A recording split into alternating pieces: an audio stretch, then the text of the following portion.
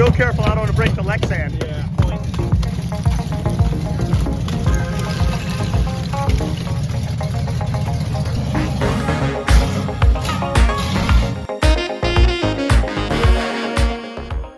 This week at Rust Free Motors, we get a 1967 Mercury convertible in, a one-owner car bought brand new 15 miles away in Catskill.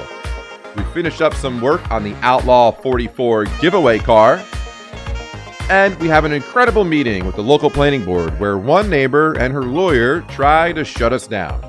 And in my opinion, that's an abomination what they're doing there. What they're doing there is an abomination. It's a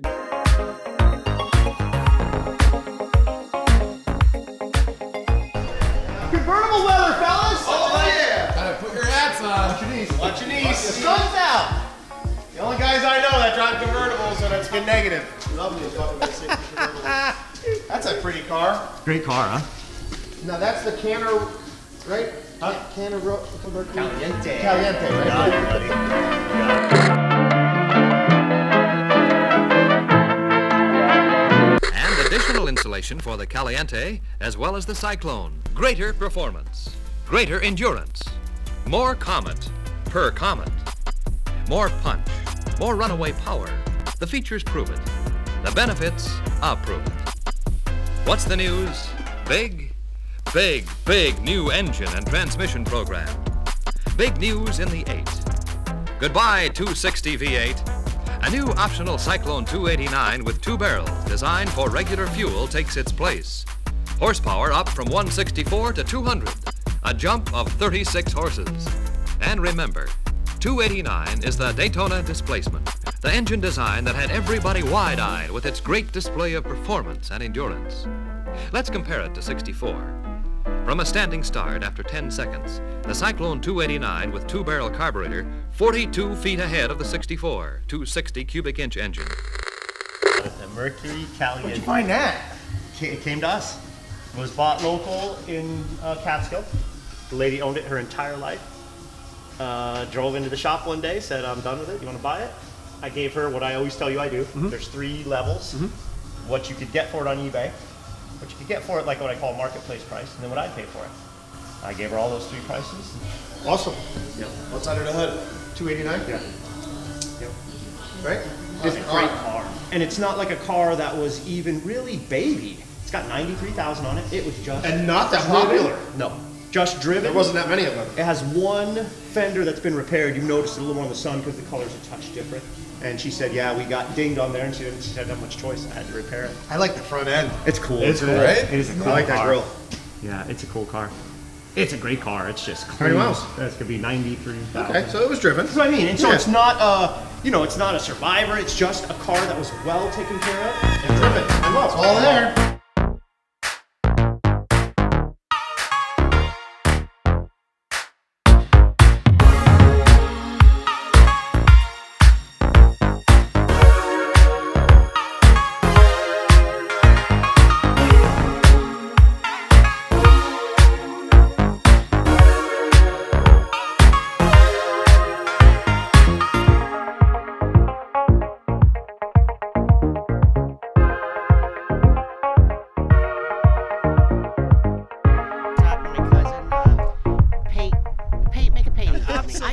For Yeah. 20th Christmas present. No From Vince way. Verge in Catskill.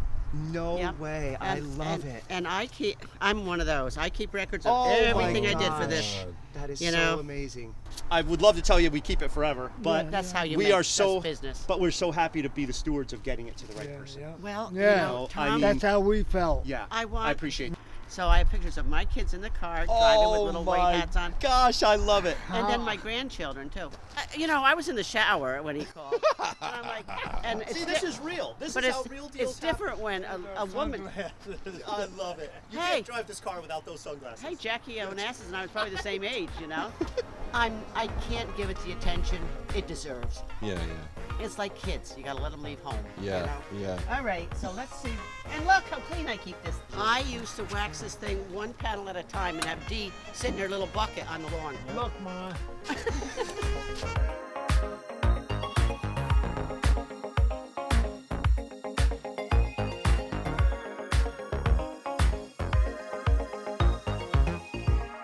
wheels. How they flip? Isn't that cool? Flip and then flip. The hood is popping up. They did that to me earlier, and I couldn't get it to catch. Blue. Yeah. There must be a cable inside. Oh. Maybe that's not. Yeah, it looks like I could just pull out one. There you go. It's a classic car. That's right. Just give it a little love.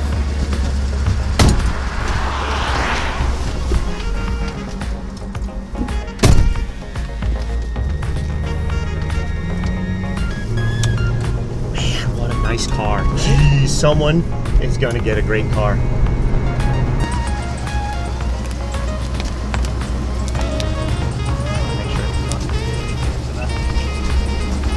And this is the button right here.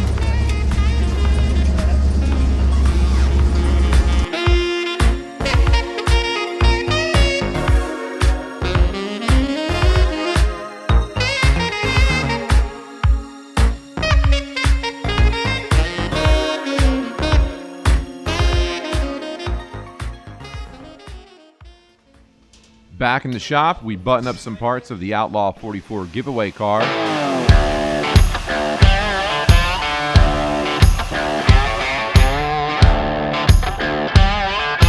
Tail lights and headlights are in, and we take her for a couple drives. You can win this car. Entries are just 25 bucks. At the time of this voiceover, there's only 125 entries in so far, so you have a really good chance to win. The more entries you get, the better your chances are. The giveaway closes February 21st. Visit our website for complete details and rules.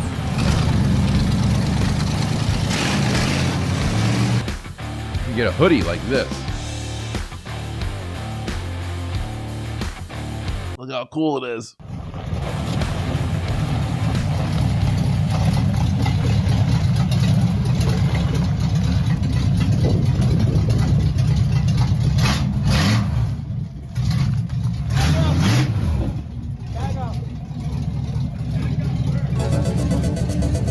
Now, on to our parking lot approval.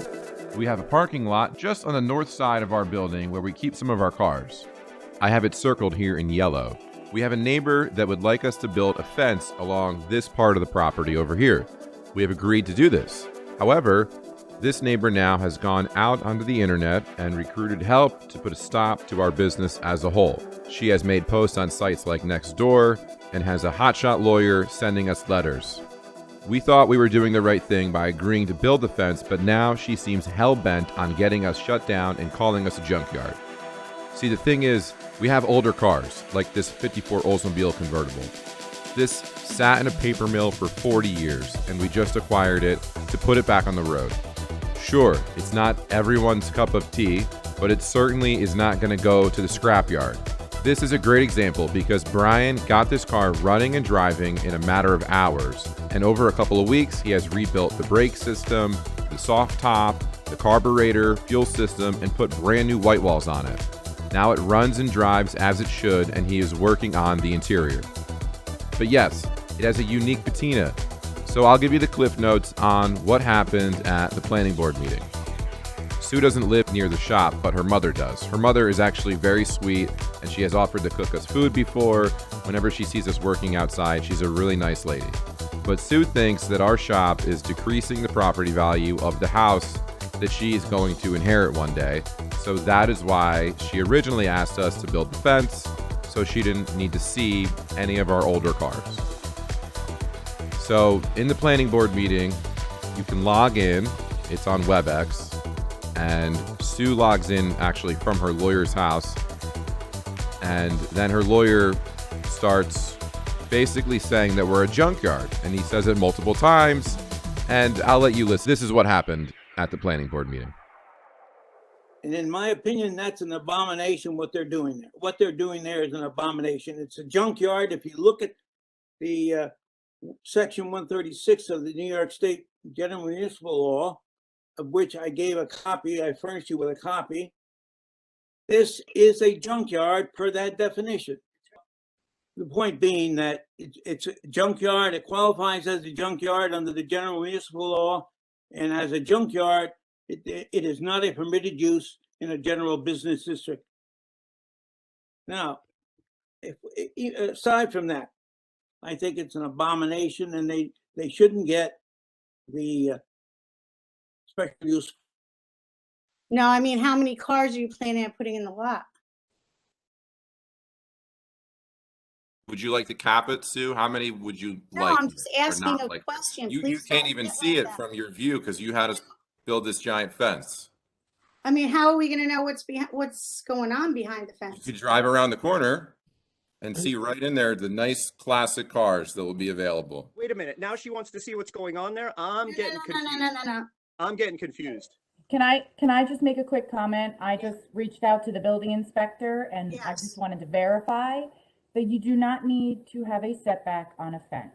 There is no fence ordinance for a setback requirement. They do ask that you stay a foot or two off of your property line just for maintenance purposes. Site plan was not signed by an owner. So Property you're signed looking by- at an old version of the site plan. There was a more recent one that was signed by the owner, and we have full approval from the owner of the property that's been given to the planning board. So if you're trying to pause us on a technicality of a signature, I get it. But we submitted one after the fact of that was signed by the owner of the property. You don't have that, obviously, but When was that? after, When- All in the I don't know file. what day. Is it in the?